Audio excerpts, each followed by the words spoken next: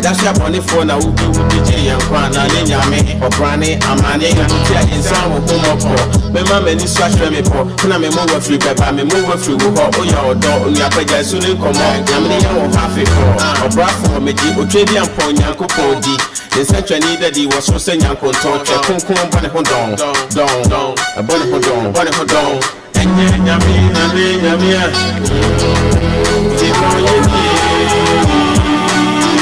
I did them free tree, and Yamia.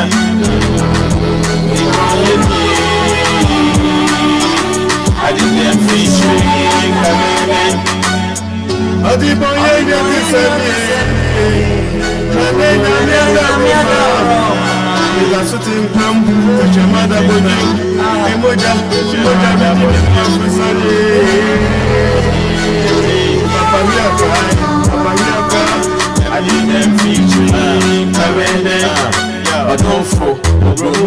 Yehovah, over cheerful, but I also, I don't say, you made me cry, name me coma, Manofafa, Beckham for San Juma. Why am I here? I promise I see so fat with any wine now. When you put me, you make at the gym, go the music concourse. You so feel they hear them, and I would James, so my father, what I'm for me home, I'm proud. Who didn't put to drink Nabakoto, well, young Korean from Marina. And so MAT for 91.9 Denchoma Radio. The tia NSN Yamia Tuman and then UEFA Champions League no Adia games and Subetia Basuna Makwai Ama Echa other games I was a team Basunina na and also Tia Basu Kama na ya hearing set in a big games a Betia Basuno the tia set Adia Utu set and can two games in Yabetia Nina Anya Ashabo Memom Adia and Ye Ocean Abuma and Adia and Subetia Nemo Yaboma Jay, second Pearson, had two games in the year. A crab of Australia, you bet Tiara Amanaye, Mamma found to yourself, you bring a Napoli for Omani and Charles Frankfurt, and a piano, and a 5:45 for San Camino, and also the Tiabaso, Slavo Prom, also our Czech Republic, Omani Arthur Timmy Ball, and also a 5:45 and a San Camino, and Sumia Toka, and Letco Madrid, any Royal Union St. Gelos game, I 8, Bordeaux Clemens for any Monaco, 8. Na game no and so ebetia baso yebenya Club of France Juventus on Sporting Lisbon game no and so ebaso Liverpool Real Madrid and so 8 Olympiacos PSV Noven and so betia toja after PSG and Bayern game no and so ebas na Tottenham Hotspur and FC Copenhagen and so game betia baso no ay games and Namia Tuma and then and all and so betia baso no so and so the amam say Facebook ni aduma and to betia join and so Facebook so TikTok ni adwuma ni na intenchama radio oh TikTok no so no obetia join piano and so etia ko YouTube so and so our live audio and so etia join YouTube oba and so no and so live piano and so ekoye and so adwuma dia no 91.9 na ni from David Beckham na o reference David Beckham ni na yani modern boy David Beckham apo England opo England national team no opo Manchester United okobo Real Madrid bebo PSG ekobia America no ade okobo Inter Miami de tia and say Inter Miami team no and so say we are not any names team no and so ayane dia anisa na David Beckham say officially yetinya 90 no yekasi 90 obia we no uko England se dia tiam se ohine no anya denene puma tente no eto abetiri dia na chese e wose for se enti officially David Beckham and so ya 19 no England o ya for se David Beckham enti Beckham and aboso town no I say yetia man card nyina I say we pia chese refer David Beckham no and so yetia 19 no and what chese we pia koye and so edema se David Beckham na meka David Beckham some no ma me front to asat na the video no and so tema and so call Winsor Castle and what Jetson can I say bra formally ya 19 say the David Beckham. David Beckham has been formally knighted by King Charles at Windsor Castle, and we can bring you those pictures right now. Sir David Beckham for services to sport and to charity. Yeah, as you just heard, the 50-year-old honoured for services to sport and charity after being selected in the King's birthday honours list. He knelt before the monarch, who touched his shoulders with a sword to formalise the induction before the pair shared a joke. In his illustrious career, Sir David played 115 times for England, as well of course for Manchester United and Real Madrid, and remains one of the most recognisable sportsmen on the planet. And his wife, who was in attendance, will now be known as Lady Beckham. After the formalities with the King, Sir David moved outside and has been showing off his new medal, which adds to the 19 major trophies he won in his playing days. Sir David Beckham, it has a nice ring to it. From humble beginnings, you became one of the world's best footballers, a sporting legend. You've created a beautiful family with your wife, now Lady Victoria Beckham, who must be incredibly proud of you. How does it feel to be a knight and receive one of the highest honours in the UK? And how does it compare to all of your other extraordinary achievements? You know, it's a very proud day for us as a family today. You know, I grew up in the East End of London in a very humble family, and you know, this moment, you know, my dream was always to become a professional footballer, play for my country, play for Manchester United, and everything else that has come with that has been incredible. But today, to be honoured by, you know, the most important institutions in the world. David Beckham and young 19 said David Beckham and Okoten and Kaleze. Ono say David Beckham Juma Waye and so England to na for to just and not chance no and so Etienne San United no ama say your friend said and so England to ni bia and AJ4 the part and no let us no so te na busia na yire omuna and so ha bibia kwe and so Edmund David Beckham no AJ4 jiba na no reference Carol Southgate and maybe a tram no coach England no shot him no Jamaican and say no say abase okoye net job na san net job opeso okoye no enye certain say bia football and also stay and some ebia no okoye bi fufo ebia na football senche wonu beti akoye adwuma no enye chenche anti say football and also timi okoye bia na adwuma fufo and no jefu reference and no Garen son get as well and so na deep na wi Dan Welbeck near 34 years no bia ni say Dan Welbeck there wa born in play no football nim nemom and it's a Brighton striker Danny Welbeck 34 years now. Next call up on Enchebetiabano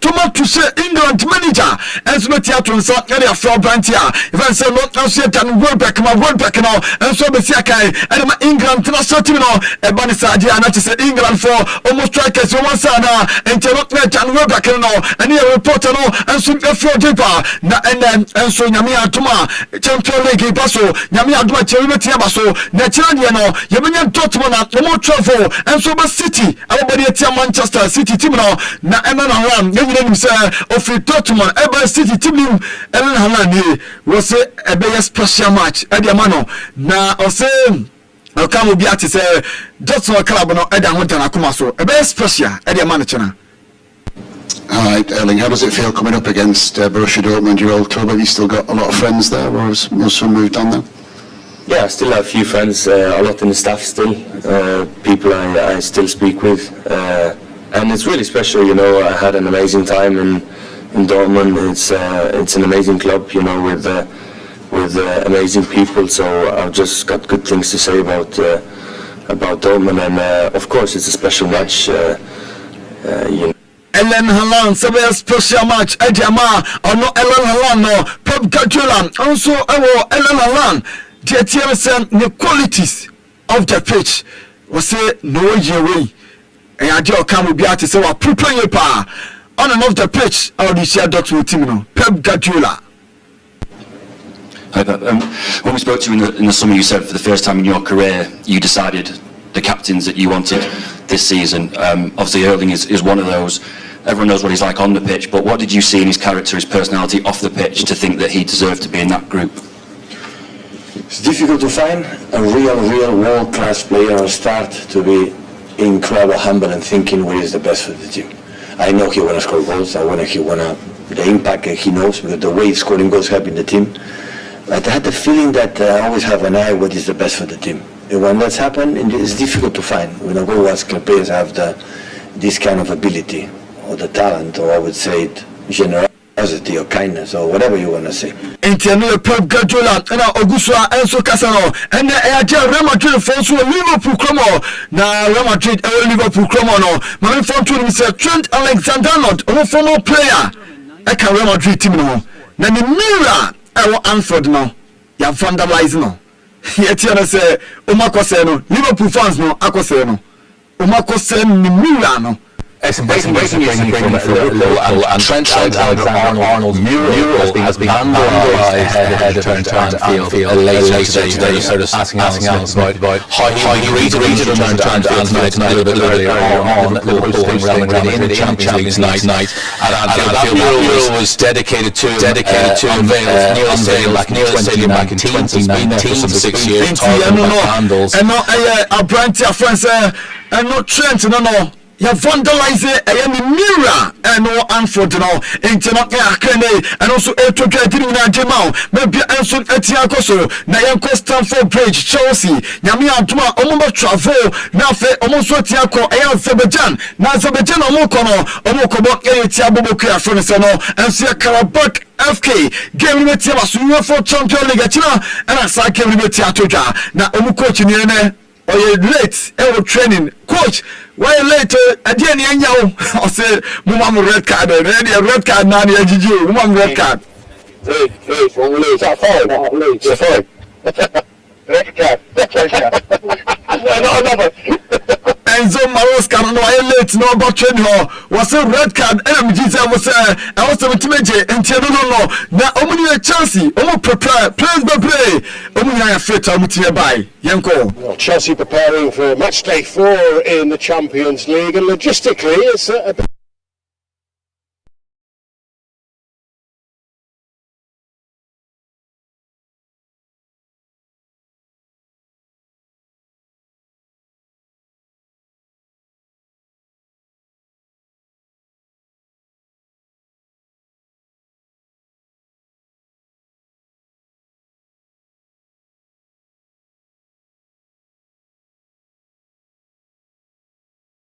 Remember Scantesa, a good Chelsea and Omo Karabakh, Nyami Atuma, a Chinamum, and Omne Karabakh, game Betiaso, Saturday, Modi, Wolves, Alfred Jatia, and a set Nyami Atuma, and not Anson next Saturday, Diano, Omo Bot Eriatia, a Carol France and Burnley, and here Saturday 22nd, now for Tuesday 25th, no, Omo Bot Anso, Eriatia Barcelona team, no, and here 25th of this month, and a cycle Betiaso, now for Sunday 30th of this month. And so, Omane Arsenal, Etia Bonteno, Chelsea, Diatia, and it's November scandals. No, Digo Free, games Bopa. On the first 3 year, and the Chelsea team, no, Karabakh Wolves, Burnley, I had the match Chelsea.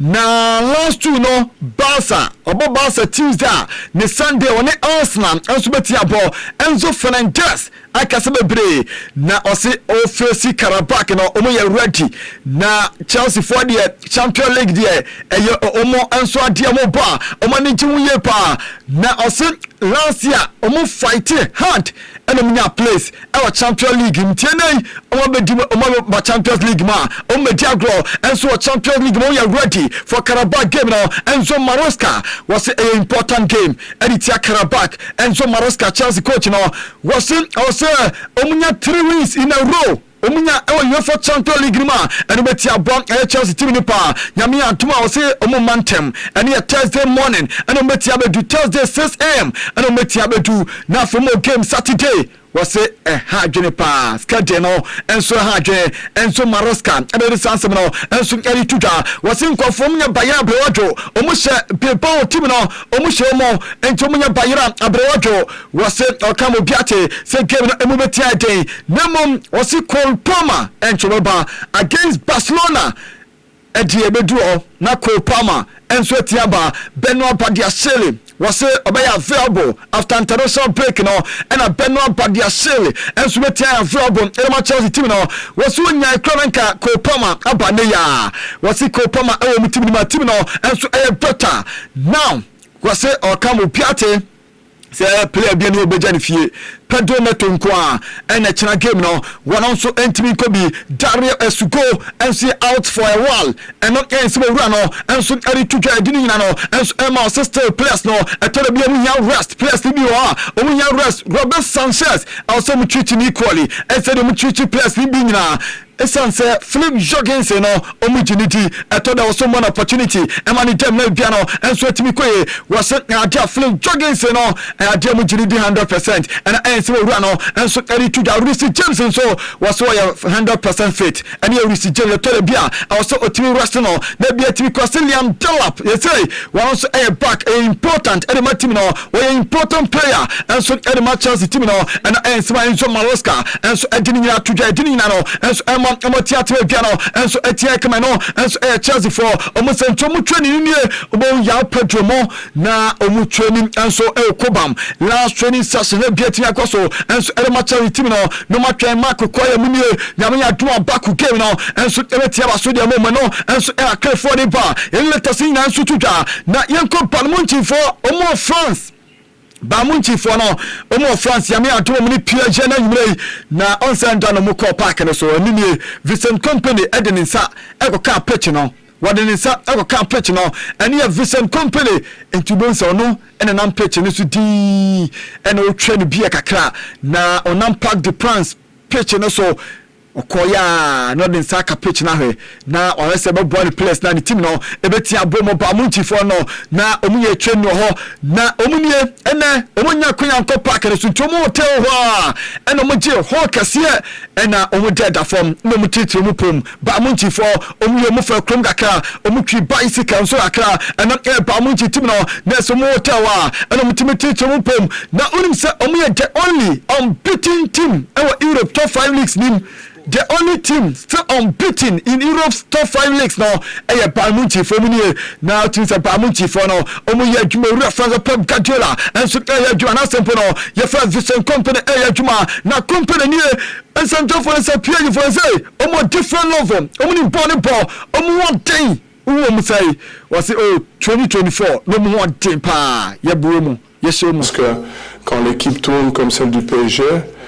Ça sert à rien de se concentrer juste sur l'individuel, c'est pas nécessairement ça la grande force de ce PSG. Je pense que le PSG a toujours eu des joueurs de classe mondiale.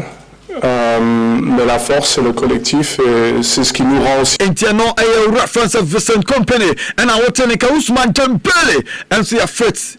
We are seeing our best player. Na oya fit for nyame atuma and then you game and no so betia was no and here Ousmane Dembele na make answer and so edit for PSG nyame atuma in the game no one so betia bo e metim na de wonsam na and so ediba bia na and so tie kama and no air clear for deba 91.9 then Choma radio and also eguso wutie no na player say asema shene pa Rafinha asema shene papa see you fit pro 11 now Rafinha enso din entiama so ne yamatia hye or see the players with the best goal ratio plus assist per game in 2025 na ohwe list or the abato Ellen Haaland mo Harry Kane Kylian Mbappe Dembele Rafinha no na utimi se di won bia otoso num na yeyi FIFA 11 ne di entiama Ballon d'Or ye value kunu ni ate entini agi pictures or post ni wa post bi aba enti ha okuta match ball obo hat-trick man of the match award waje and what post no more year 2024-2025 season no La Liga title or GB or Bomaten Copa del Rey Super Copa de España joined UEFA Champions League top scorer 30 goals per assist in La Liga 20 goals per assist in the Champions League 60 total goal contributions across all club competitions now we FIFA level ama IG was che and ode laugh emoji osu e de abeto and no Rafinha utim sa asam no enso na tiare tuwe na IG wa post odo ne pictures odo what they go no ewo no how branch ne pa and e for the bar Frankie de Jong and Marc Casado Frankie de Jong nie and Marc Casado nso nie nyame atuma amene kra bridge na ball ene ye chena wa beji yellow card bia no next game against Chelsea was Stamford Bridge we are suspended untimi mobi enti kwaje yellow card Makasato and Frank Dion one yellow card biano against Kabugi Chano against Chelsea next game untimi mobi Barcelona training grounds one jetie and say one Garcia a training separately when you untimi say one Garcia and so I fit I say or you fit ba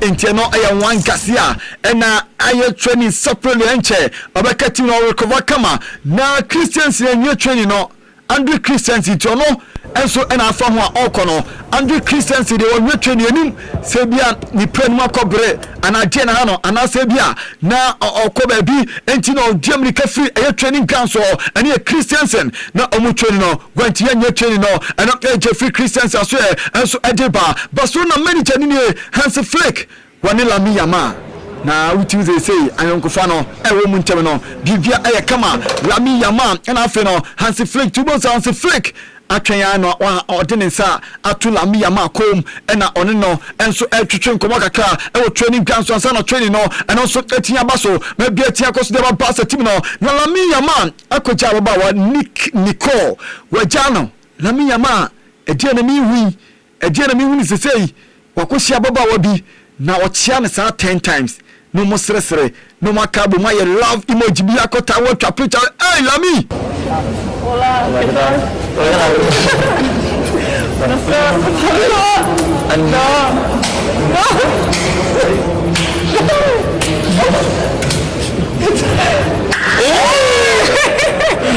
nice to meet you hey Lami yama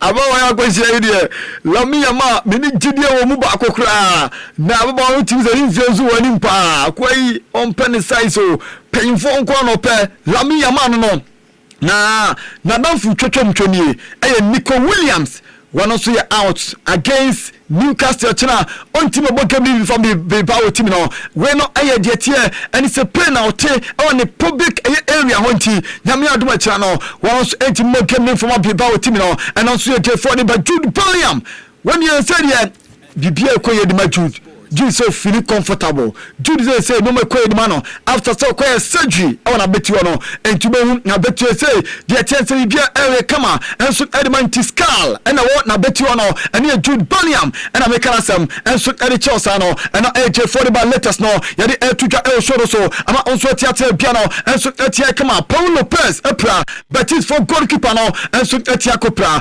Jamete and say no and so etia trancha cha no Robert for goalkeeper no na Vinicius Junior also girlfriend ni Bontre na ono dai Vinicius Junior dia tiara sene Bontre no ono dama mfan to just Virginia na Virginia Vinicius ya friend na seti mo ni agi obekọ na seti mo bia na camp obe ya kwa akobia na ni agi si afa Vinicius oni na mfofo ni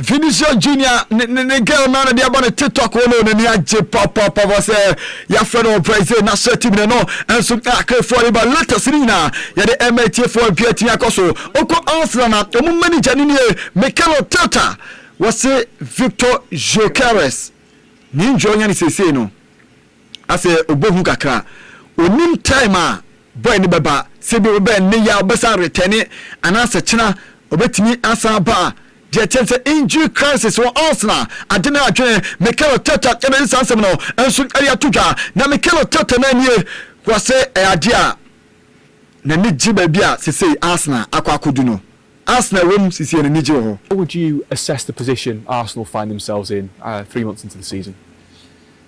Well, where we want to be in the Premier League and in the Champions League and the Carabao Cup, 3 competitions that we've been involved, and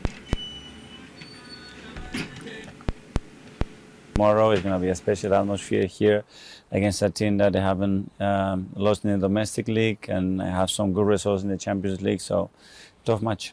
When you're in a run like you are now with so many straight wins, what's the atmosphere like among the players? Can you see a confidence in them? there is very good energy. There is confidence, but as well there is the understanding of how difficult it is to win. And Mikel Arteta and Arteta can Arsenal for many channel say no more code Arsenal. Bias Arsenal budget EPL na Arsenal budget EPL. Mo design na ekobo Arsenal. One for pressure ma Arsenal team no. Munya mo time for ma Arsenal. Omu team ni no akeme efi Mikel Arteta Arsenal manager efi aso de ba shen say omu Czech Republic de tiere so we nim say na omu so betia video game no enso ekoso de latest na enso etima no wura bako ye friend Shane. Owura Shane. We say dia Liverpool fans no. Enu mo no mu ye no. Na ninye ho na better club ena abrantie Trent ekoye no. Can I just say Shane Laguna here, these Liverpool fans making me laugh. I'm watching these this morning. What are they going to boo their own player who's been there for whatever, not 10 years, however long he's been there? Do you know what I mean? He's been there, he's won everything. He hasn't gone to another club in the Premier League. He's just gone to the biggest club in the world. Haya na mepeno. Osi wasumo wajijiji trophies be play edia mamo wabomoden pa enso atimi dia mamo we free club ni mo ansa nyimbo ni aye wanko England club bia wako one osi the best club we wi ase and a boy ne ko e so mo hire all the best mo bono baso na mo wa no mo de mu dina tami e be huru no ene e be ni say ene ante o Liverpool fans no sabi mo ni nte ruchi me de oyemo timi catch o wasi mo ni nte na Trossard ni wasi Mikel Arteta ayadwuma. The manager Nasi, true side. When Mikel was singing your praises, I think he meant it in a nice way, but he did say you could be a bit grumpy. Was that sort of during when you're not playing, or are you a bit grumpy quite a lot of the time? I don't think so. I think I was playing at that moment.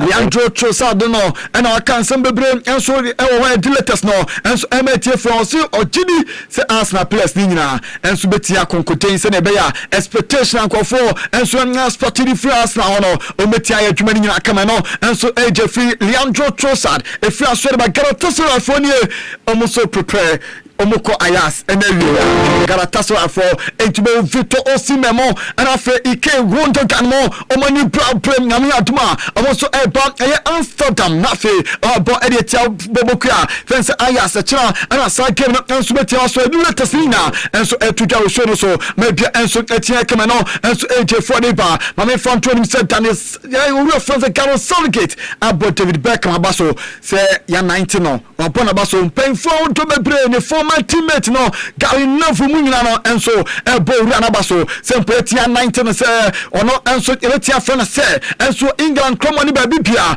etia friend say no David Beckham jeno and I'm tema one piano and so etia kama Caesars for the quarter near ewo eye Sevilla for and so training grounds only na oye train say oba recover for Osasuna game no and no Leandro Trossard and as simple Caesars we quarter the first sweat and so they ba latest na ya don't some and so to go show no so ama on so tia tia Messi from wa ba layers and so tia ba nemom and some be ma ko Aston Villa na me adwuma kan no Aston Villa and so adwuma P and so Villa ho nemom tia and so no ko Aston Villa o mutim na so ya ma me front ya say o mu new football tarata one so etia ba no owura ne say ne ni agipa say on so abeka part of Aston Villa omutim no oni Aston Villa team no enso ya adwuma bia no enso etia koso na ogidie se bibia betia koye edema Aston Villa team no Roberto Olabe ni semni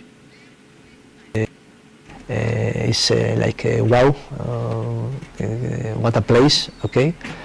And the third, without doubt, is the project. Because sometimes it's not just the club, it's not just the project na enache so obedi so maybe enso ngati akoye e de amanuntie no ensimo wura no enso tutwa latest ni na ya de MTA fo bia no enso etia akoso nyame atuma games a ebas no maka wonsam enso eri a chodata se nyame atuma banmunchi ni po eri etia PSG and after we go friends Real Madrid enso ko Liverpool a big games a enso betia so Matthias Cunha or say Gidie say United ever finish top for Memphis Depay and so say Diamete and so akonyim Brazil ni bi wait Memphis Depay is been accused of getting a Brazilian influencer pregnant then completely ghosting her. You know, Abrante Memphis Depay. Let's go. Treating Kaka from Uchifem, Sababa Nanyam. Na Wanyam on Minim, so I'm one of my new Setiseyo, and my say, as I quano, only 2 minutes. Me, I'm Yamon, Manyam wine, wait about. Already, I am a Yaman Damu, Yaman Quana, go for your phone. That's a good talk. It's your name, Akane, and also Friday, but let us know. Yeah, the MAT for all is farming coffee, wish you birthday, no. For Amnabia, and so intimate command and layers more, and so emblem, name of the tier, and say, I idea Christ in T Ventures, a cream moving a den seminal, and so Eddie Edgesa, I say Ubetia Biano, and so Etiakuye Eddie amount. Now I come dear tier, and it's idea on iron rods, on cement, on near cancer paint, on a roofing sheet, on a plywood nails, and I feel times now to be. Now the tier said no man FA pie, sign papa, with your friend L0554 924 Bratchicrum Eldunka, and Oshe, the attendance of Bratchicrum no, a lighthouse opposite National Health Insurance Office no, the attendance Natural pay ho ene ye boache krumti ko a obehuno ama bibia enso etimi akokama okromu bi ena ye den nsem no enso ede e ba layers atenase ese bibia enso ekokama nemom mame wo se Fredo woni Fredo na bo white no ene birthday happy birthday nkoma Fredo fi ena dodo na afre no taxi driver nyaminsha Fredo na onka no ho na onye isra na nisu ade hunu nyina emre ma no Sanchez papa ba akono no Sanchez penasem panti Fredo happy birthday enkomo nyamisha bebe Barcelona fan pa no great Barcelona fan eno eye Fredo no enso ede no ba kunzu ne Galazi minim se lawyers winim na Galazi oye welder Galazi la legend who bruta oye welder Galazi no guess nina Galazi happy birthday enkoma Galazi e mani nyina ya danin from there milito tin ma jimani nyina aboso ene from so afọ ba bia aboso Galazi ene gina ho nyame hira onka ho na bia ntimi nkoyi enfoma ho oye welder kese pa Galazi no eskuma mpotemo de wa se wonya ti happy birthday enkoma Galazi le ya sabi bia boko Mike 3 on. Oh, okay. Biaboko. Now so nyame adom. Ikukure musa. Na se nananom ho ye. Oh, mo ye. Na na bo ampons moto so nan. Yeah. Obedu. Nananom twi midi pa. Obedu. Nananom twi midi yo. Aden. Hey. Na nananom ye twi float ya sock black bo so many na chi.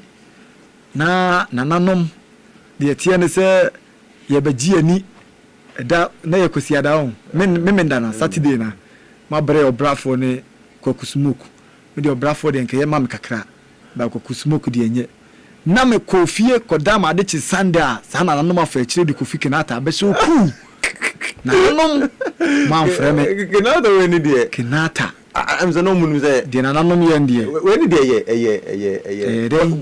we na organizers no director Ushi na organize na Kenata de na say 50-50 ewia no na ensaid anya say Kenata metinye jam na so the whole day from an patu ahwache na ka me jam na so Kenata ekunyo no the Kenata enye come say pinfo no bia de boss bia e na say na ye better Kenata ne one oh me de na ewia no na me am 50-50 asa oba so mba na me asno ma bere na me kupe me de me infono nana no motwumadi omri twoma motwumadi mutia me kansem esa paadi ya nana no njomba nice man okay na ahini edo yeah governor I was here from na check pa na so me pe ahini bidi na to ne ma yi ahini edo no edo no ma yi ahini edo easy kra emom pen fo abaso matutu bibia asundwe o bojuma na efe papa nefe denche amamrefe amamrefe pa what's an easy. Oh my idea. My Juma, Mamma Chiana, I in Swasara, Ama. Yeah. Nana, Uncas, Nana, Juma. Oh, Nana, Juma. Uncle, yeah. Oh, then you may be a commentary. Oh, sir. Yeah, a bear commentary. PSG and Real Madrid. A bear Madrid versus Liverpool. Oh, okay. Anfield. When I'm playing, I won't hear. Kylian Mbappe. Yeah. Ballon d'Or man. Yes. Only Mbappe. Yeah, with Mbappe, dear. Who come back power coming? Kylian Mbappe. Yeah. Oh, there be. Come no best player, no. Best player, no. When you born a ball or eye for goal. Yeah. Kylian Mbappe. Last season, crown out Madrid was trying no dinner time crown. Yeah. One year was 40 plus. Oh, you go. This year, you call Hurricane a person was G. Baobois. Ballon d'Or no any. France 1 year G. You the brand. Real Madrid from more make it to be. More make it to be.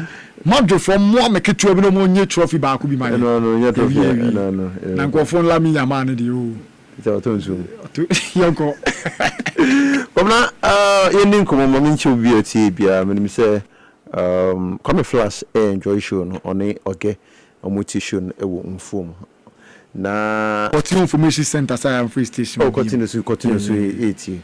Continue na Richie of Richie Babuni Salon. Kobe Oja Kesiem and Ike of IP Kuto omuina enjoy show no. And OBN ma Benzema mo. Mfum Matadi Sunday special. Omina so mo she Galaxy happy birthday. Okay. Omina so muti. Happy boy so enjoy. Where UEFA Champions League matches baso na misraw matches na baso no. Madrid ball against Liverpool or Anfield. And it is Liverpool playing against Real Madrid. And Paris Saint-Germain ball home against Bayern Munich. Na UEFA omo idea and I say itrimu po na do omo trimu say you did the group phase of the Champions League no. Now according to UEFA na Champions League no yeni says the semi-finals. So no beyond who said the Champions League, the group phase no, was boring because it is almost as if said not the big teams no. Every week almost share the small teams. Now very difficult for you to get two big teams almost share on the same match day.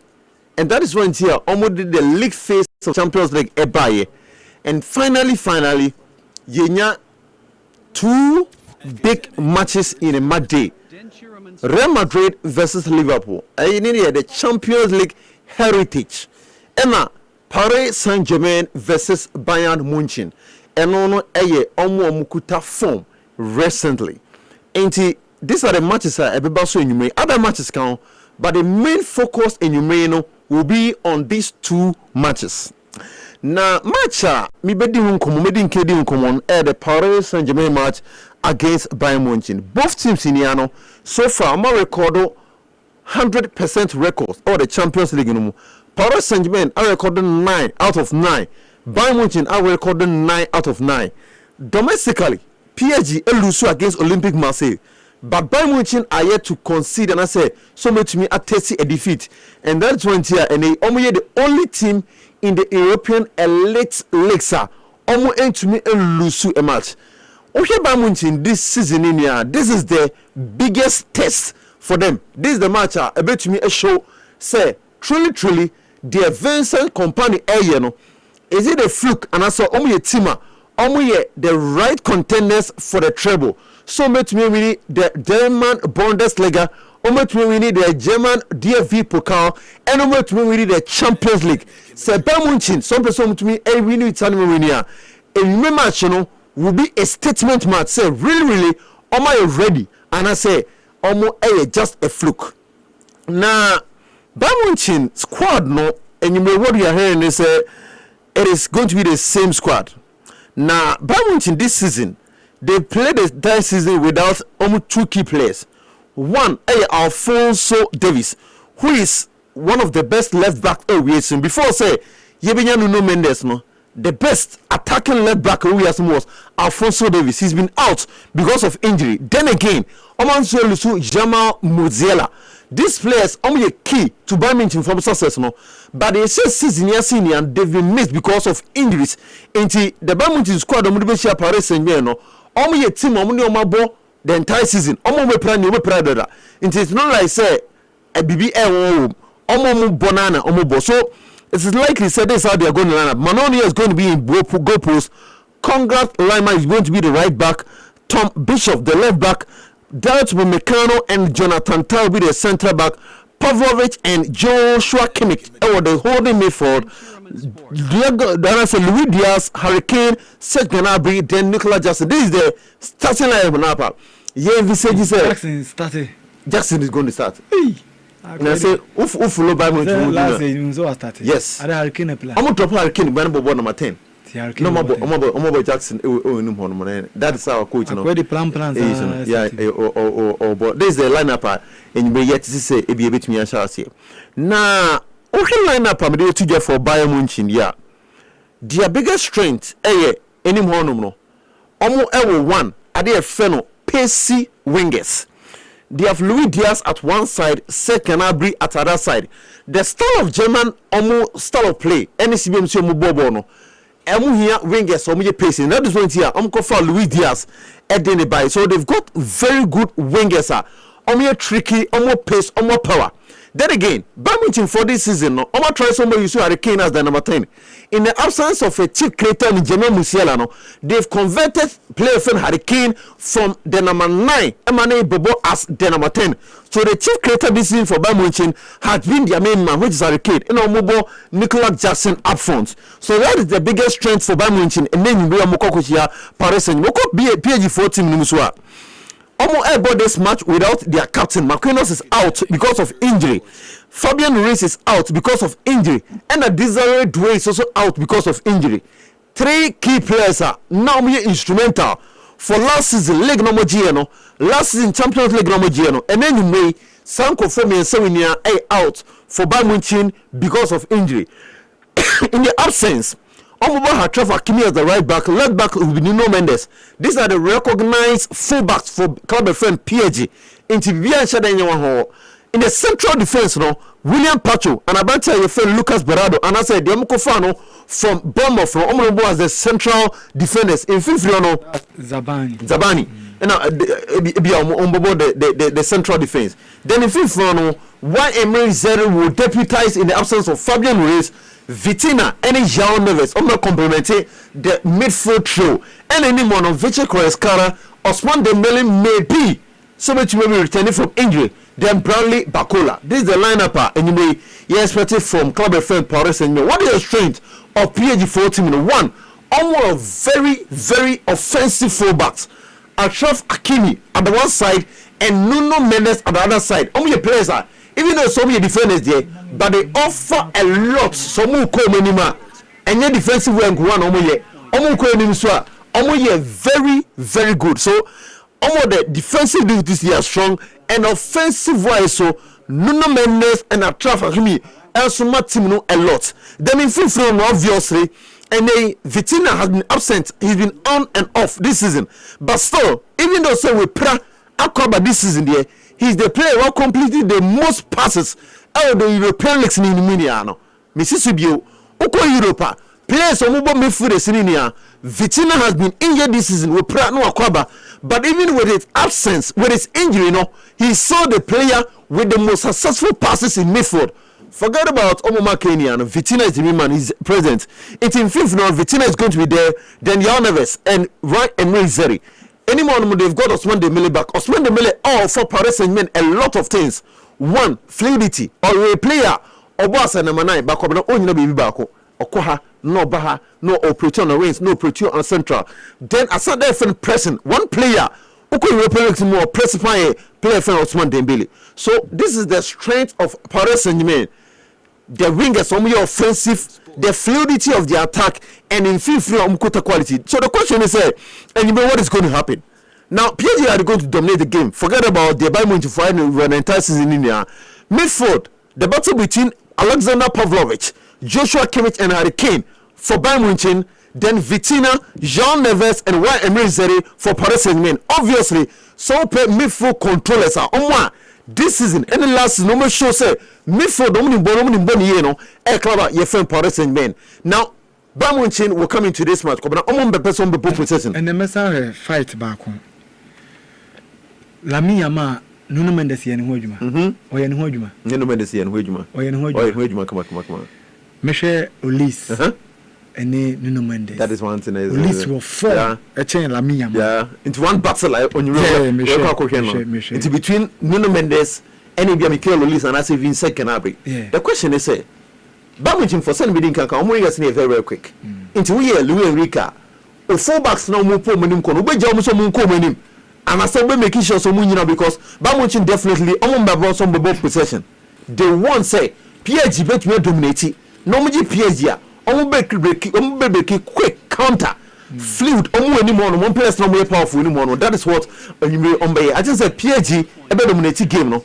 the PSG against Barcelona no kobna mean doubt to Paris Saint-Germain because even with Barcelona they don't the absence of players no more play at that time they were able to despise them and I think say even though say Bamunchin they've got their or Kasa is your interview Bob Dominic for Barcelona say incredible say 15 matches no winning yes winning match in India yes but this is their toughest test yes this is their toughest test the holders the Champions League holders and one team you take for say once again we need the Champions League Bamunchin they are in a very good form but I think say look and may Paris Saint-Germain will beat me win the game both teams yes Kobna both teams in there but I think say PSG for win the game both teams in there for me almost me as go enyumre na Kobna Real Madrid and Liverpool need I don't know LW Rasa match no more Real Madrid and Liverpool match no now 5-11 number and not predicted Madrid back show Madrid back show Madrid back show bokla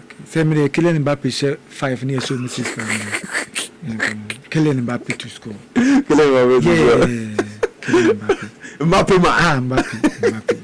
poaching bia we Kylian Mbappe come on 5-11 number na and there's a lot of controversy and Nipa only did a controversy Rafinha na sad because I did a fan award and then one can one day a place na to abadi but sometimes you want man preference Nipa the openasem anyway ninti na man away come now the picture rima Alice Pokia all the picture better to them the achievement of Rafinha last season I've always said it and my consistent throughout the season say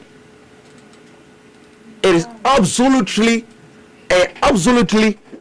sad say ye bobo players are last season ejuma mu ye no na yembo Rafinha din it is a travesty say ye 5-11 ye players are last season omo ye nioma yembo Rafinha din maka hanum and my church me bre Barcelona supporters be ni menya problem ho ebi mu say me bias near the but I said it here say the best player for Barcelona last season was never Lamine Yamal. It was never Lamine Yamal. The output, look at the goals in assists. The statistics no come now you hujuma. Or share or I think 50 something matches in goals and assists. Or come on, I think 50 competition 60. Or 60 matches. Yeah, there be enough goals and assists 60. Yeah. Come on. What's the new player with him say 5-11? And that is when football sometimes and fair. Because of so free Barcelona because of say Barcelona wanted to project Lamine Yamal into projecting no muja Rafinha din and that's when to about ye we ni ano yambo Rafinha din but on evidence of the year last season the output last season come sassy uniform players no select your money anyone more offensive players no select Palmer the Chelsea Conference League Chelsea the Club World Cup look me a Chelsea supporter Palmer last season he was good or Chelsea confirmed for Champions League on your goal good in Chelsea Rafinha he was never better than Rafinha even though I think Palmer is a very good player but the consistency of Rafinha is sure through the entire season come on Rafinha should be up there Bellingham had a good season but not yet better than Rafinha Lamine Yamal had a good season but not yet better than Rafinha the only players I think the last season they were better than Rafinha me Ousmane Dembele and Kylian Mbappe the rest of them none of them was better than Rafinha but about to any preference in team from sad and I think somebody in the Brazil for now see one Kenya so project your I don't think the Rafinha between season no nya last between you on the career. He never had son throughout his career, and another thing so because he had an absolutely fantastic season last season. He was the main man, but preference. NACI make it fair to him, and NNT money din. Above Pro 11, you could problem. Okay, maybe you see that Mr. Ona, we are seeing one of the best players in the football history. Ronaldo interview number on PS Morgan. Oh, okay. We are passing both in the Bain na Ronaldo retire. Or say he thinks he will retire soon, but nothing will compare in his life to football. It will be tough. Probably I will cry, but I've prepared my future since 27 years. Ronaldo. I think I will be prepared. Will be tough, of course. Will be difficult, yes. Probably I will cry, yes. Yeah, normal. And I'm easy guy to cry. I'm not keep my feelings. I'm honest. I'm open person. Oh, you are? Yes. Will be very, very difficult, yes. But please, I prepare my future since 25, 26, 27 years old. I prepare my future. So I think I will be capable to support that pressure. That what could bring you anything like the joy of football, of actually playing football? Because you clearly still love playing. What outside of football do you think could even come close to replacing that? Anything, or have you accepted? Nothing, I think, yeah. I don't know. I say, Obisana said, dear and the Baba football na nine. Football you were need to free football man, dear and the Baba said, I'll see be noir. A bit in your best football na nine. A Casabre interview no at Dawson, Ruben Amorim, dear, a Bonabasso say, or ye Juma with Manchester United. A Gusua bank account sanity. Yes. Interview in a film. In a film, man. It is a month anka. Yeah, but I'm here my be a china. You believe me? But I never know my year. Yeah.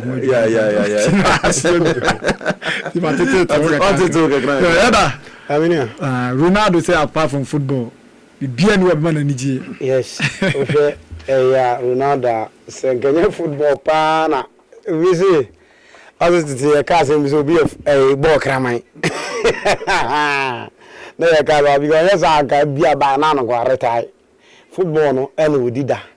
It is such a person who free football in one. Someone can say man you for no. I say they don't have a structure, but they are still in my heart. I love that club. Cristiano Ronaldo no. So Manchester United need to change and give his thoughts on manager Ruben Amorim. They are hard truth, but mind when we be dinner time, but ending. Chetty for now, so Yameriti, Kwame Flash, and Yabe I could tell me Chiamo, and I continue so Quano with Michiano, a Jasame, and so born and chain. Yes, I hear Bamunchin.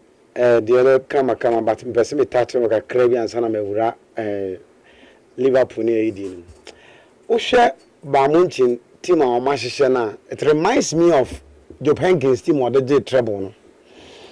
They are on their way say omo etimi a replicate sayina.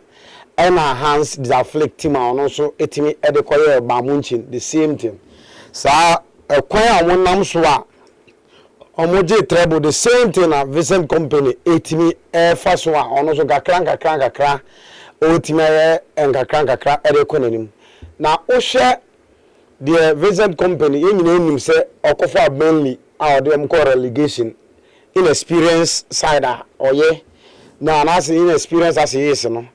Last season, a normal 80 air, then Edemano. After say all corner, Okofa team, no. Timi Alonso etimi eje last 2 seasons and about last season utimi eyere no ho etimi eje timi breaki records kyerɛ sɛ hurricane mu nyina ntimi nye even trophy da no silver we biada no etimi ebe mu ma no timi gye but wohwɛ team a this time round watimi aye na ode bon ho mode go about 15 matches a ontimi elusu bi no kyerɛ clearly say Jubilee team a otimi hyehyɛ ya nei otimi edege treble no enu no omo enemu a nkakra because we Jubilee team a no team a otumi say omo modern one ade a ekonkan manomia awo honom abranti a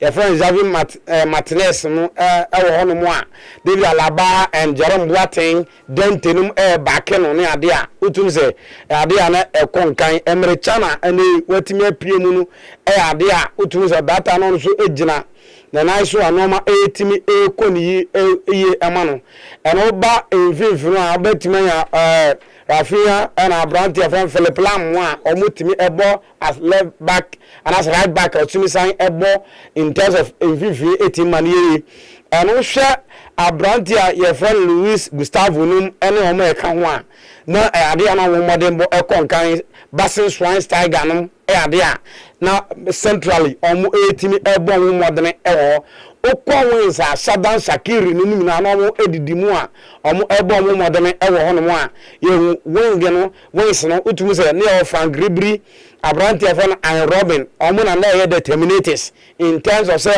wing play no there omo de boko obetimi nya Abranti afon Mario Goze no nya Mario Manzukis no ewo hono a Claudio Pizarro these are a person na omo etimi amma bite ewo anymore and the same thing na o sise wo hwe boy waja player na no dintinti man wum Bastron France Tiger o me boni di Bastron France Tiger me boni di e mfimfini wa na otumi se enoma ekọ no oma mfimfini ya take na enoma etimi koye en wo hwe team a anasa papa sisa company sisa otumi se clearly the four steps of the pancakes at the end and all take and kakra or the echo because Osha and Manomia assign one more Elima and Abrante friend of Amicano and Abrante friend Ta bomb modern air complementing and Vivio and I say Echro and all very sure committee Pavlovicha almost a trade on Bitman kakra now attacking Ted and a man you Olise and Ken Diaz no numbers are almost money incredible and BBA check clearly say and normal almost idea almost follow the footsteps of Japan team or the J one such a streaker almost Kwamunya and Lusubi and it's so clearly say they are determined and they are well rehearsed in terms of say win play no there front liners no betima ma ho asese wo defender na wo be si no ntimi anyere wo kakra bia Nicolas Jackson kra introduce na no so etim be kere ne de kakra obetima so such a team no ne baba wo PSG Sasa oye bebeke menye swell headed say metimi ase Barcelona metimi ase other teams bi etimi agiji nkuruwa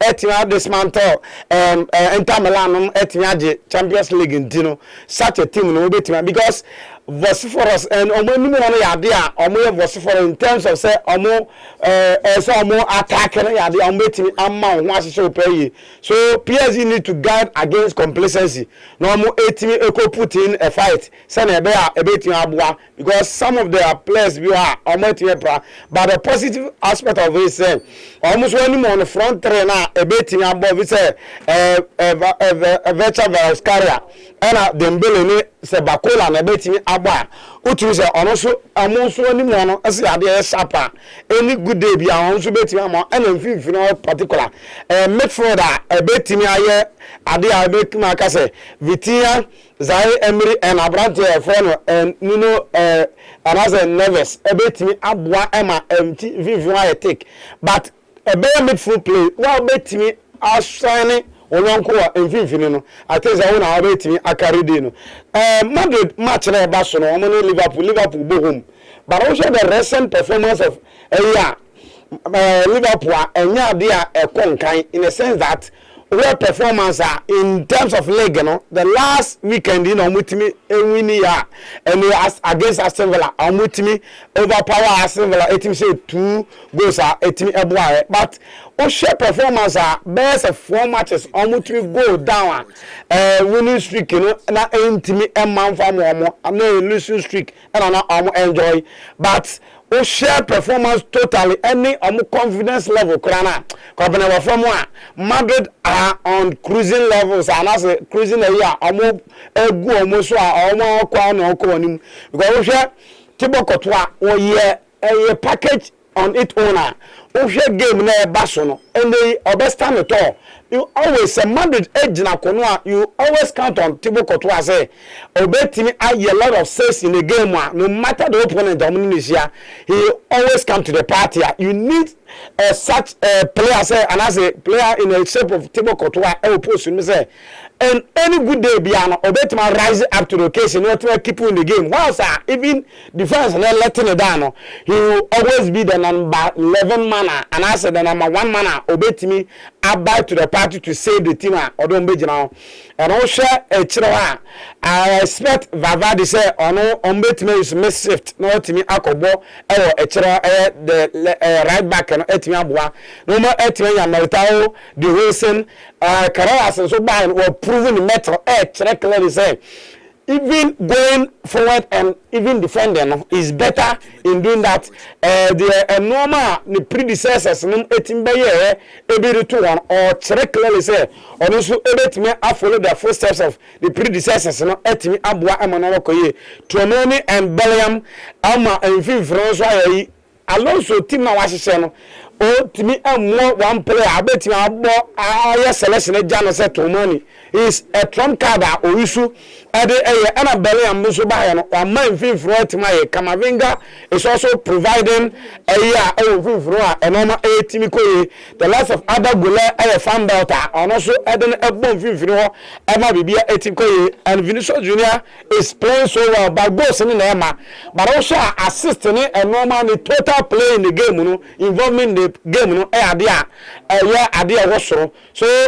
Who are the firepower affronter or killing Mbappe on more necessary goals are here piano. So this evening I'm expecting say on the come our Amford Anna and Omakwe on a part of Liverpool Mama Davani a bit mother post to Emma Bloodly Bacola and Etimi Enya Biabwa where Konate and William Van Dijk a bit more centrally Robertson no a bit Quenya McAllister and Gravenberch will go a share last week and a week here spot on and so Boslai Saran so etiminya and go onoma and normal etim ko ye Kodigapo and Hugo Ekitike betiminya na odna start but still we share Liverpool omo form omo woman ade present.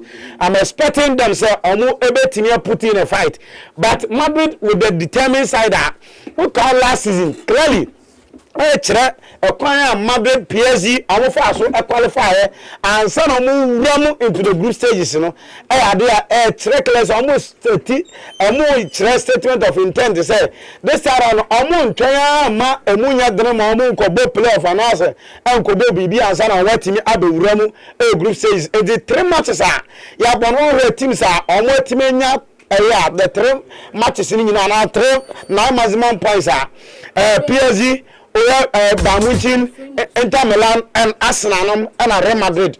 Almost check statement of intent to say almost starting here abru showing them money or content than say last season Abraham Brands and Motima qualified to the group stages and they started right from the blast of the whistle Monday one and almost started say mini business so Real Madrid will be in for business at all costs ebetimi anya sa 3 maximum points no e dey account so I think Madrid to win this game and ebeye Cajun gather but Madrid will start on with the Kylian Mbappe factor no ebetimi ay trick no e dey amom anyim ko na okay mamina say order and no enche ye be fia ne sa na afi ya beto aso e office minimu e dey ama etiefo nyina ha e dey Nchoma radio 91.9 e na oso eguso awutie no e be fia ma famous ede ensem bebre enso etimi ede afrifi ede aba nemum goodness of God block factory ekremu ene ede nsem no ede ba omutwa blocks no etwa ye blocks no so mutwa cement ekumpa de tie na say size bi apebi ombetwa ede ma any inches no de opebi ombetwa na kama enso etimi ede ma babia wo bia ofroma ombetimi de aba ho outside dunkwa no maji kakra bi ne mo wudin dunkwa de omunyi sika bia 0249 229109 fromo na omuntwa de kan se eno enso blocks no omuntwa ma kama na bia entimi enkoyi enfoma samre the famous I ready ti eba na be yefisem no enso ediama etiefo nyina I 91.9 den chama radio ena waso egusu a utie no enti famous se bia bokore bibi aboko na nzo na mi adum bibi aboko ere nyankopon ebe fi nti ere weekend is baso baso the super class egusu baso pa enya reketo yes, one of the biggest game. Yenya. And I'm consul papa. Na who say somebody be gate fee ni we ni na cloud available nti.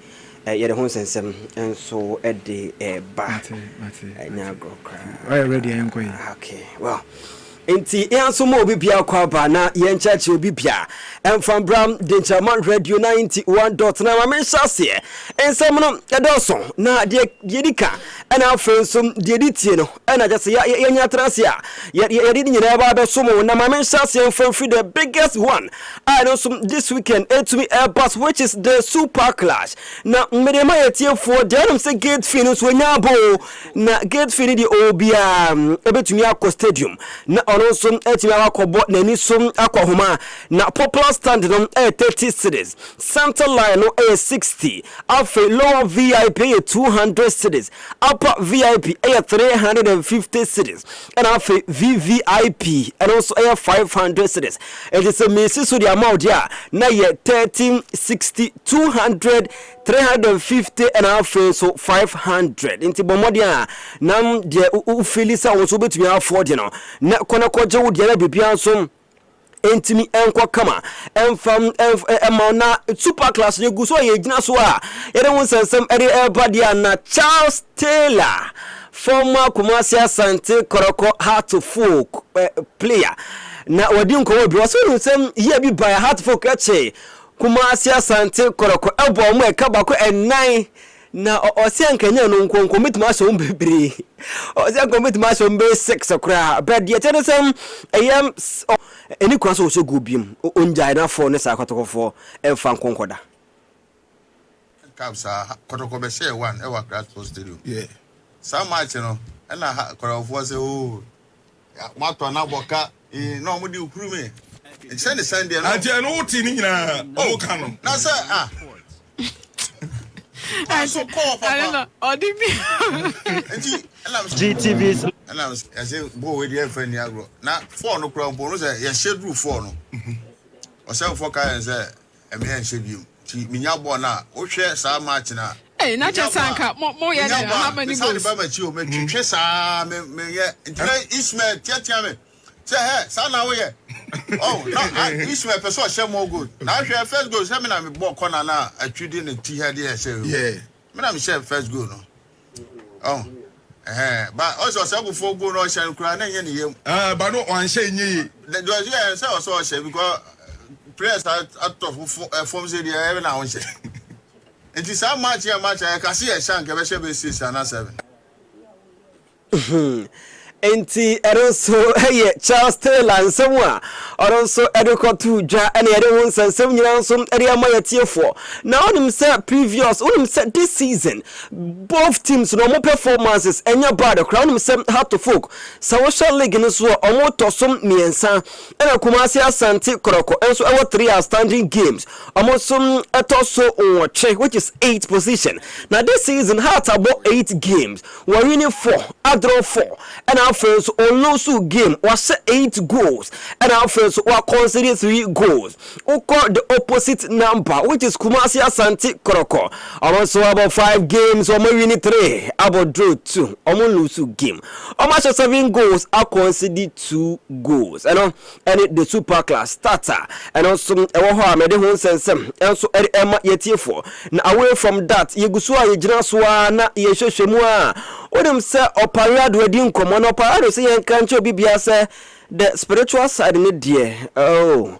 Nkofo bebrim e will believe ebi mu ebeka say bia omo mu nji ndia na say obi a religious belief enti ne nyina aka ho bi tie no so no wale enye so so madwuma won say obi sa me question now can say what 33 questions sir. I've always listened to you anytime when you say that Jesus Christ will design I am a chill power. How come? And yes, you can come with my dream for her. Obi ni biye ni asase so a obeka say onya religious.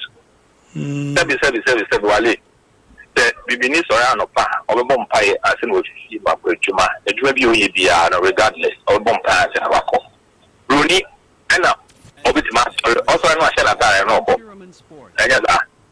Giving not all of them. So as for us as Black Africans, whatever that you do, we believe the God that we serve.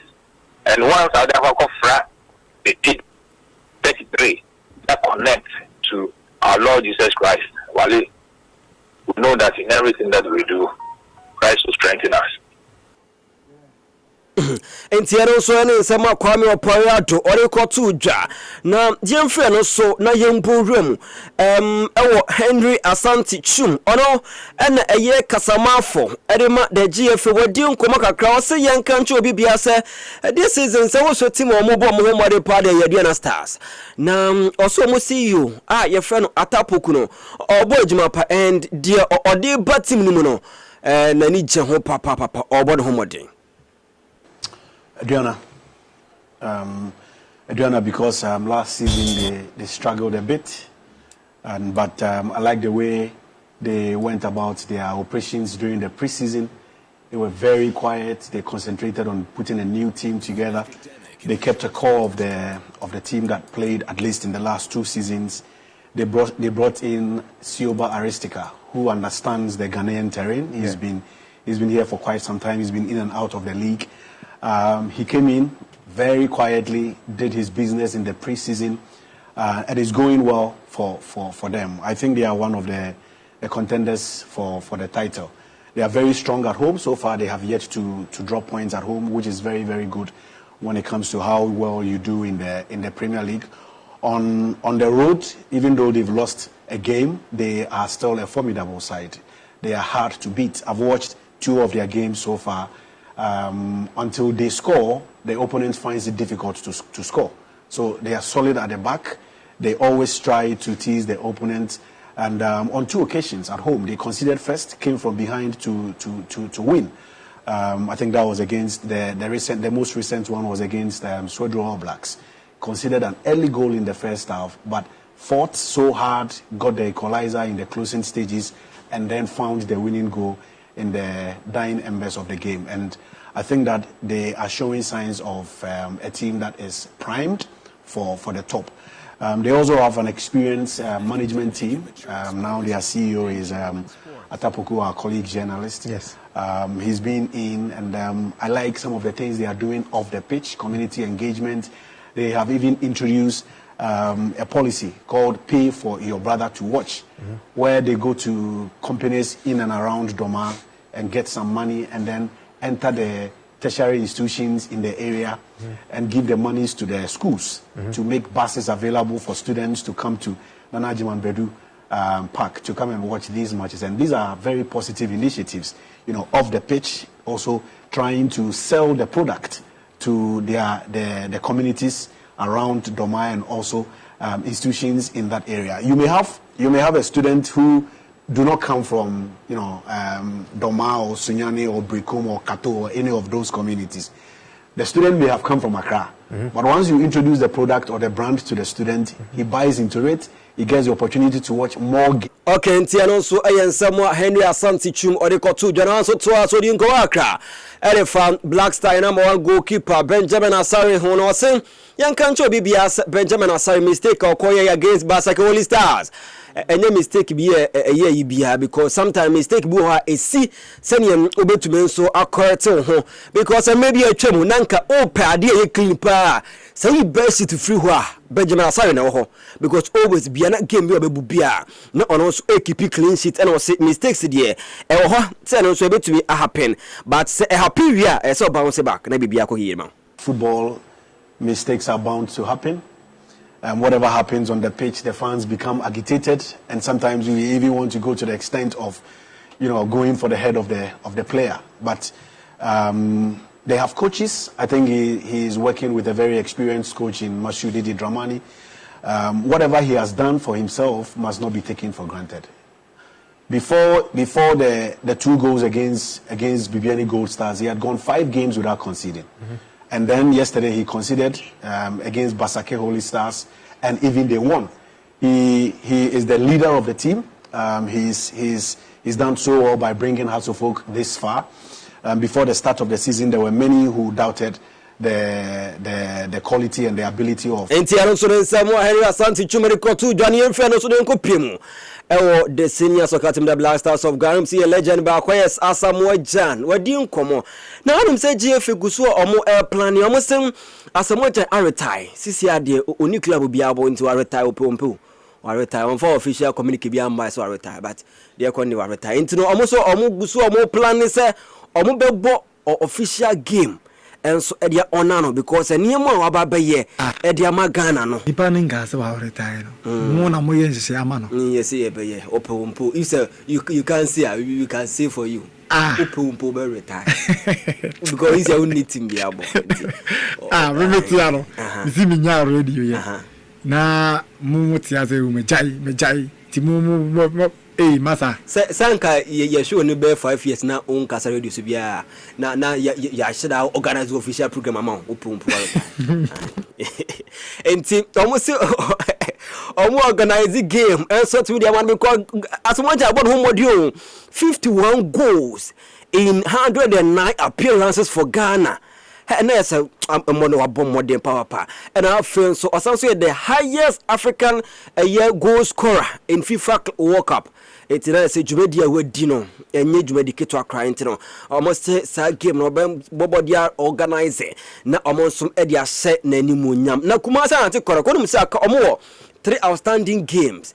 Almost this year games will say and na omo on the 12th of November on the edia visions SCF Younger Pulses game no so be fear and also 19th of December and after Basake Holy Stars and ya way and 26th of a year November and also I don't know now I'm say enda and someone midisi when I'm say enda na Bechem United or Pamo coach sisi antia mate and say open here feno kwabena amisa or no and likely say on the division 1 yes almost ono dear say be on your relegation now per manager obetimi do qualify ya Korokofano because the Brekum Chelsea qualified 2009 or the second D Azakes qualified 2013 and after the Emina Sharks 2016 and after Baby Good Stars 2021 okay and almost born home with the party and they likely say team friend Bechem United almost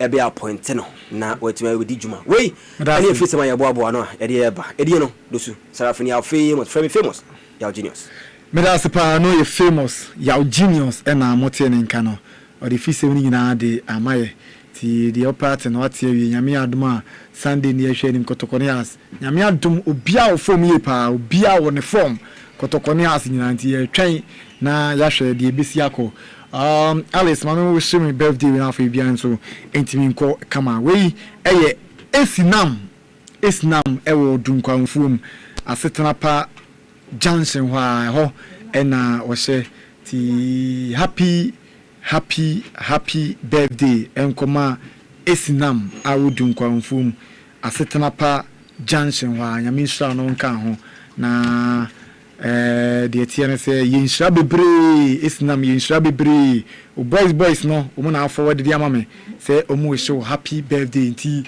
obien edimuntinti mapa ena omo di abanti minim say omo woti omo council di ana say omo ena we show happy birthday nti esinam dun confirm asetrapa Johnson nyame sha on kan no nye akoma so adi na enfamam yes say biaboko yeah and I'm good news from Asamoah testimonial match na bebo enyo no na so bebo no say the JF ni bebo man na adentia oni man konhye o so man konhye a o modi nko o say a good say a good say finally ye bebo testimonial match e dia ma am so twiwe ni to na me de o tin so may we na free home na pa fako and okay all right a good say yeah on the legends of the game. Your crew man once na ye ta paper and say obi empesa obo Black Stars 98 me criticizing but nipa ne kunu ho bo wia then ye de masanko for no. And one of those Asamoah, there are a lot of people on mobile Adema national team ni before omunia nkofo bebre wo e ka twin omudi yaw because of how you face you out. And a classic example here Asamoah obi to say did you Andre did you one player on so or say your PBB na anano a lot of people mobile Black Stars before omukum ho uka players omukum ho Black Stars one of those Andre did you one of those Asamoah. So a good news finally if you national say person organize a testimonial match no player your friend Asamoah nti we are waiting to see send with me akwa kosi na classico ne baso e ka classico I don't know say come na classico has ne kotoko yi super class ne ni sa classico de entumi ndo the Ghana's version of super class e baso e build up nkan kra nkomodi de ekoso nkan kra parado di nkan atu bia begum and I say has a folk in jom ho for kuma asante kotoko I don't say kotoko so between respond no then na hyper match no nkan both sintinia no kotoko enya win the last match on boy then has folks who enya win the last match on boy nti match no the build up no so more engaging so more engage the media world so more engage the supporters for that supporters in Embra see very good coverage your leg no the pitches no so and shada nye bad so the both clubs no they should engage the media they should engage the supporters na omunya numbers no our pitches na man you anywhere tete na has the kotoko boba sane ma we na a man match no e build up okay sane ma game no etimi ye denti they should engage the media from ne akopum Sunday bobo match no see the match no nkoma na ehwe say match no the needed attention they see nya no obra e betimi nya na has of ne kotoko no Sunday the Europe I mean yes you say big match bia ko Europe as time nim three more for umreko yes you say big fish bia ana bia okay the yenhwe say bia big fish bia no ma ai man City Liverpool Man City Liverpool Eda as a our review no so big fixture bia no but as a kwanya your first one ye kruma no ye hype your matches ne sa no man sa game we say ke binya pa ke bia nka 6 p.m.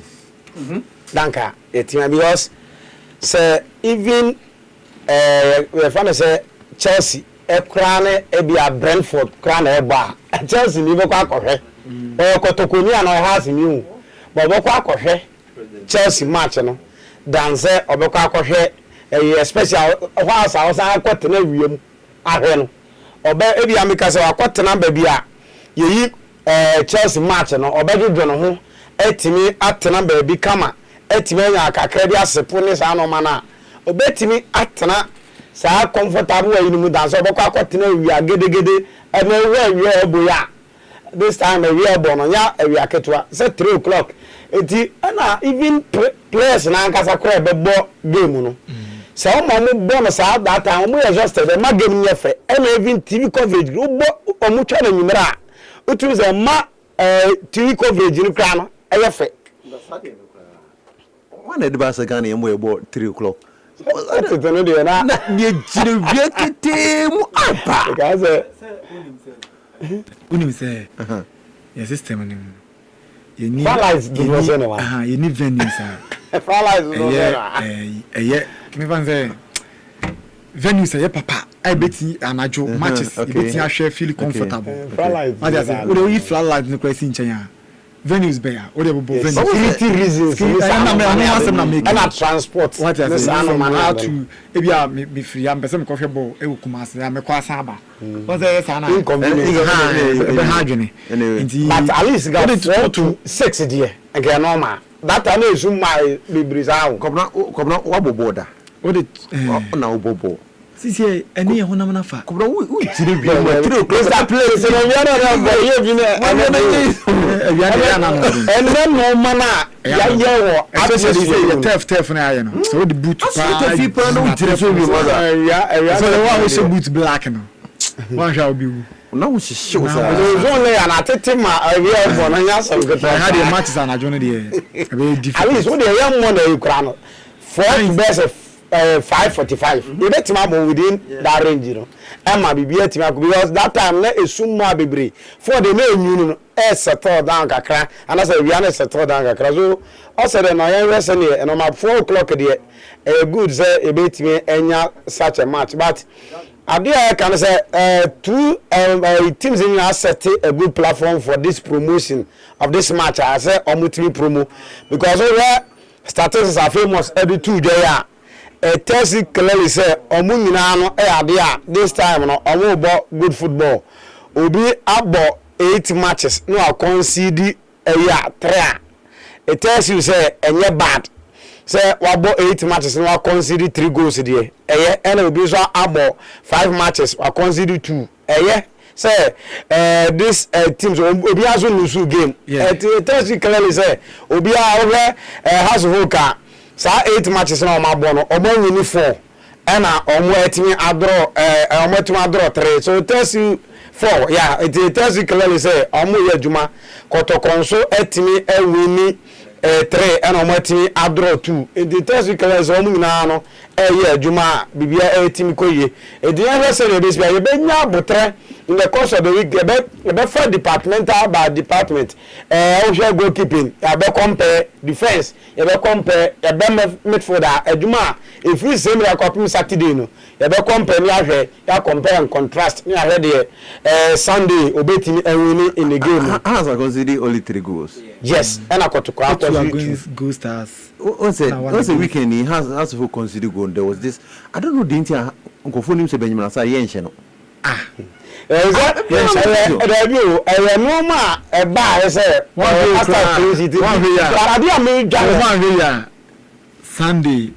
Sunday one way Sunday come be betia consider go be I don't know me person ko be has no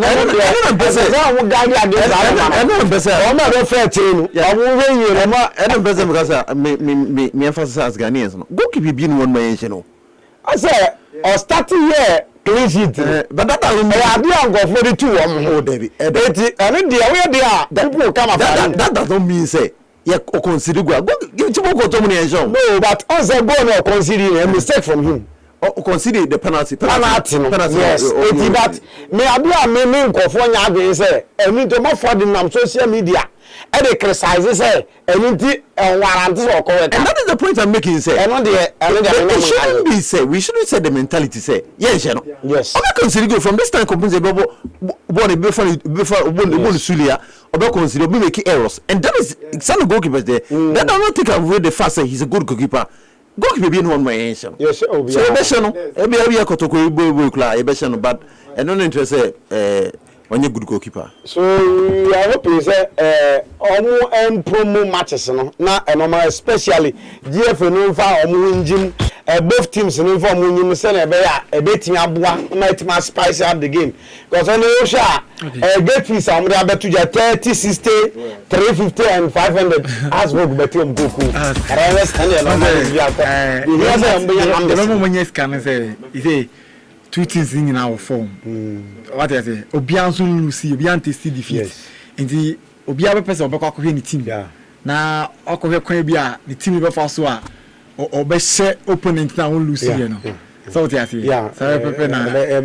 nice game. Where I between United, Oman, I'm a baby omo that is here and as a normal move from because omo players where ya Francis akoya back to go better we be more Francis Chene the best midfielder all the more omo to only my baby no go sas omo say that nya replace omo say am fan no na coach na kasa this one both na omo ko fan no me say dan hu ni ewo Ghanaian so za ni coach team bi a eyi ti say o sake alas what on such players ni nyina you need to say obefa player and as a coach obetimi atete players obetimi anya quick fix but o kofa a coach or inexperience now the ba results are betimi chana and the kwabinamisa MSA wo from the ship and sinking ship no ontumi mrege omo to the top million Bedasepa Kwamrupa Ventures Kwamrupa Mamenchia. See why I said any kama plastic chairs ni tables, plastic rubbers ni metal chairs ni tables, mob ne bucket, dustbin, any plastic basket ni the laundry basket, cylinders, burners ni na bi ho. Na electrical appliances na buso chapo or mining equipments and for school items no trunk truck box mattress pillows ningi na bi ewo momadies and chenwa kwamrupa no 0200300335 0200300336 batch of febra ofreba me fa na watimi abechre wadwene ewuso no so ayde Nchoma radio 91.9 also guso awuti ma me na wase ma join e TikTok on me say stand firm I join Abdul Zakal and so I join e TikTok I just say oh hwe me bia so atimi akoso ma me first call on man so good afternoon. Good afternoon, Bowman. Scamper off. Now, Bono Benyato. I don't know how I feel, sir. Sound. Oh, Metem Catch. My ba, near see him. Oh, we're refuge. Now, a madam must not coupon to Shram will be a Caribbean soon. It's a manager. Now, Mintia, you, Jim Matt, Kumcom or Boise or Monitor. Now, Mintia, the walk of you, Monitor. Sunday na makano. Na media de mesra ya kotoko. Mesre. The more pampa bonya de enta omoti. Ye kuso ye ku. Pampa boni ni mu a enye. The more pampa bon tie ti na bibia nya fine. Meda. Mensume das is camper of Auntie Becky Mamenchia. We are Chelsea fan pa. Becky. Good afternoon. Afternoon, Kojo. Apobe yade. Kojo dia moami o. Da wo fa ba Kwabena ene me krada kwabatika skapoma bedo asba kolo bori dinu be go befu obi afa kokoko ofa ni kashim nombo medanazi bye bye Nsome dase unsu beti aba na obekire wadwene e 0200300335 0200300336. Good afternoon. Good afternoon. Boss Mbachori ni soka safrin. Pato mi dindo se me kasapi mi bazongo. Master se Mbachori ni tiwe. Mo no ngame poa kotokofo ye be she tiwa.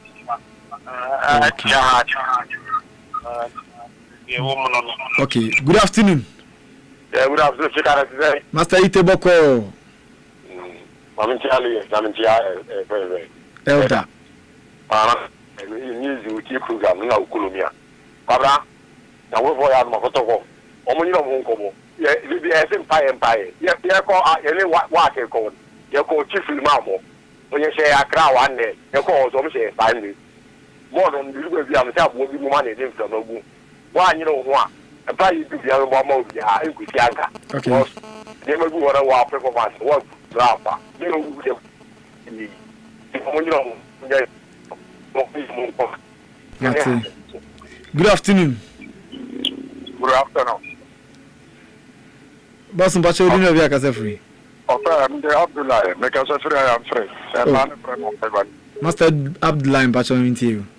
Okay, ya da sele di mapa mo ba ma den drama. Ene ga na ba kan sura on ko so mo ma hondo. Okay. Da so mi bisa Madrid wadin bien. Madrid ya ba na wadin bien. Okay, me am osie. Imon Fama me. Ana Sunday no. Sunday by ama ko fan me bia nya na adin se dia omo ba ba 1 point to be wo baby. Me e team ma wona house completion sia ko kan. Omo pe be na. Ya nya ya adin se dia ya no mo pe team complete because no mo ti pe me ya. Omo ko na mo ko ran ko dia agro. E won ti chire. Okay. Hello, good afternoon. Hello. Good afternoon. Afternoon. But you didn't know you are free. Well, couldn't make a suffering cotton. Masha mean theory. Got a performance I did in I. Number Sunday, the end if you will track the mobile. Neighbor gave a man who did no more than no matter you don't be Jacob. There's so mobile system on the born or nimble. One more question, no more this a Omuko Morocco Padis is 1 5 1 level moving to Munya, but more. Okay. Basha, good afternoon. Afternoon. We didn't know be a casa free. But I don't call it. You are showing me theory. As for almost no money, and a background of a show. In general, I'm going to go I am piano, background of a show. Nampacho protocol other is super put banana. Yeah. I am a guy, that would keep a boy, now I could be some say, eh? They would keep I am mind. I don't go for a canine, now I'm more mind that they do. Okay. Mr. Mandasipa. Hello, good afternoon. Hello. Okay, when to me and so also betting about a case manica crab in your sorry so it was 0200 300 335 0200 300 336 Paul Schools. I'm in Chiana pa Mr. Roger, the Living God Enterprise man. And he said on so here. Good afternoon. Good afternoon. What's your dinner be a case free? International man. What's it? International man. International man offering. Wala ni munyo. This all can. Sir, Cobra being patched. Hello, good afternoon. Afternoon, Tika. Yes, I'm Basho Dino Yakas free. I don't mean that's the driver. Basho Minty. Yamia to my Sunday, you be try to perform. And you without 40 hours on the same pepper. The time you are more money account. All right. Good afternoon. Good afternoon, Apomoy. Yamia don't answer. You have 50 kilo pudding to about it. Basho Minty. I'm saying, okay, Mate. Nana, Yamu Sunday, you be a break. The Jana Kotokoyaso, everybody, I know in Canada. Okay. I know, Papa, Nuncaran, for me. Yamu Sunday, one more basic. The Fiat, Yamu more basic. Good afternoon. I shall wear the ladder. It's all my avatar. They're song. Go to my own. Your best show is solid. Bye bye. Good afternoon. Yes, sir. Master Joe, when you got a sim of okay, and Tiales, Bobby Solo, a Fruboyo, Tome. Winning BB. Yeah, Yamaya Doma. Yeah, I know what of 4. Now, just yourself, you'll be a kind of coronation. Yeah, no. When Yamaya don't be you could be a first half for now. Budget 3. Bye. Matimedasi, one of Real Madrid. Madrid at 6 March 1902. 123 years ago, Team Madrid. 123 years. Hello. Good afternoon. Afternoon. What's your dinner, Yaka free? The American say, no, I voted here. Ivorian, you know, over the atom. You know, Nyajuma, actually, no afraid. Why? The only Ivorian, but the atom maybe. And the young fancy, Yami had my best out to us on our fee. And the movie behind in Shama Radio 91.9. Wow, joining or TikTok, or YouTube, near the moon. I say, I drop really, I say, hey, Kwabana Cheka more.